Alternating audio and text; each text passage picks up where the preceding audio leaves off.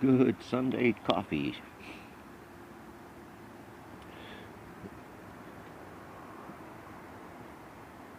Measurements.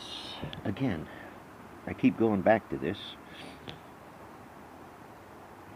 because it's just one of the things we do. So there's two types of measurements. There's destructive and non-destructive.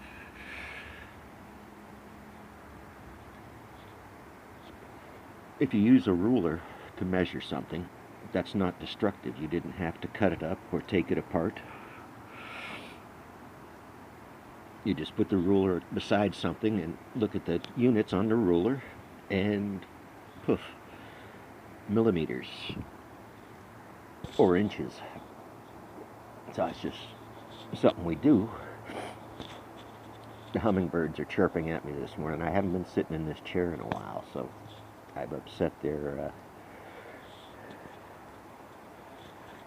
habits. So anyway, we measure a lot of things very well, and that's important because it's what makes things better. By tightening up those measurements, things last longer, wear better, and we kind of know that. You grease the wheels on your car once in a while.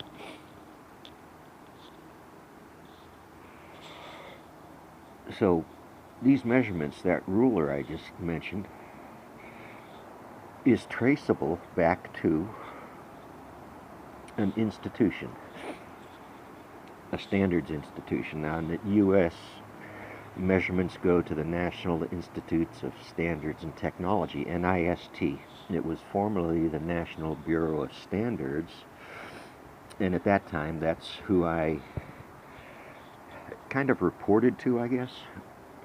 The professional work you do is traceable back through the sciences and that organization in America. And that organization works in conjunction, not against, it's not a race, other than it's a competition for knowledge. So that other standards bureau for the rest of the globe is in France.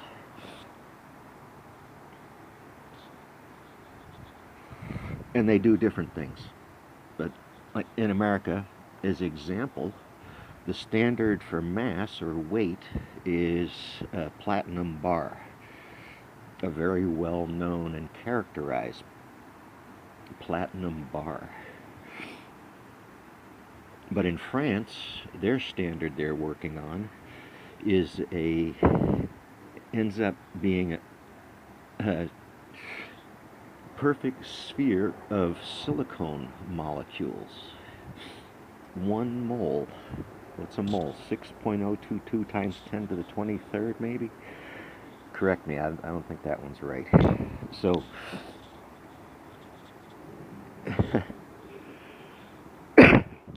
we do measure. We measure from satellites to the Earth and back to the satellite, and then data streams to us, and we put it together. We measure recipes to make our food. We measure gas to pay at the pump. And if you notice, those gas pumps should have certification stickers on them somewhere that they've been tested recently, because you can cheat.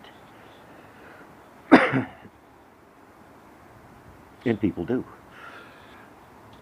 Or the equipment can go bad, and it does, so your gas pump's reading wrong.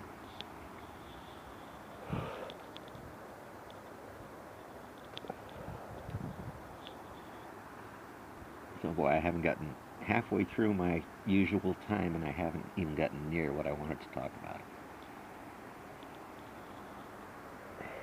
So those two types of testing I mentioned, destructive and non-destructive.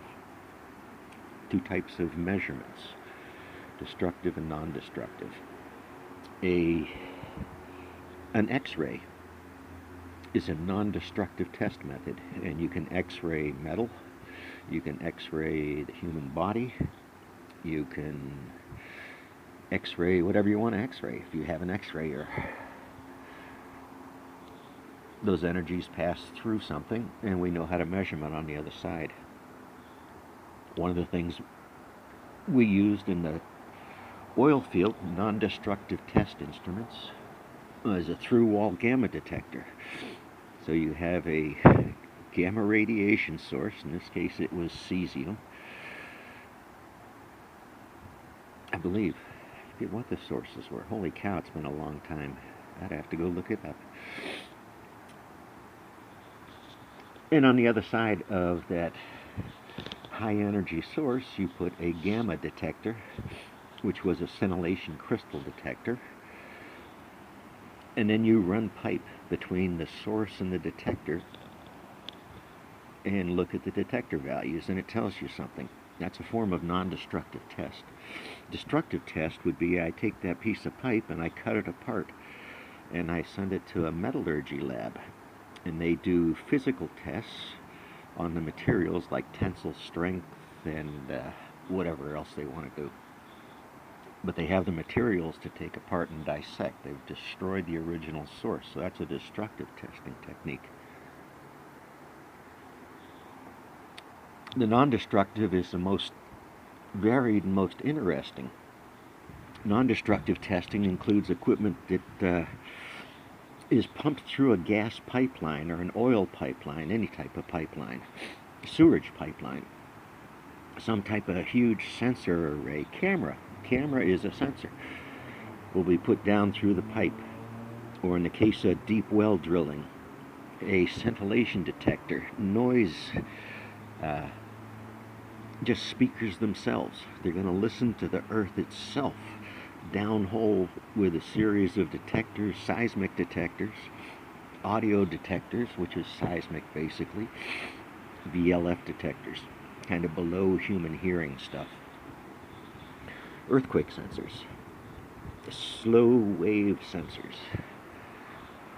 So we test, and we test, and we learn, and we make better.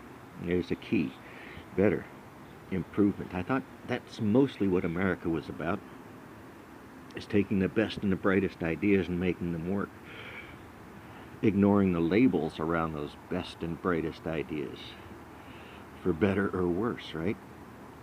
So science goes and researches, people go and research, a guy in his basement goes and researches, learns how to do something, and goes and does it.